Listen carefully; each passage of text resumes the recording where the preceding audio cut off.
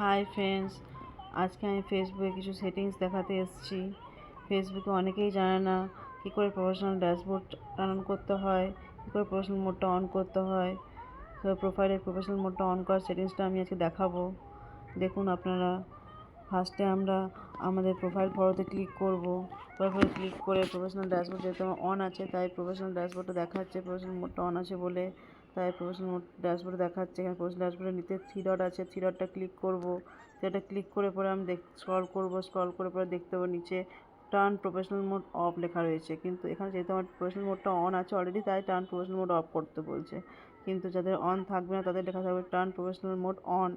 সেখানে ক্লিক করলেই জাস্ট ফেসবুকের প্রফেশনাল মোডটা অন হয়ে যাবে।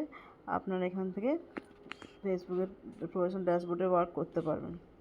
ওকে friends, thank you for seeing this video. It will help you. Okay, bye.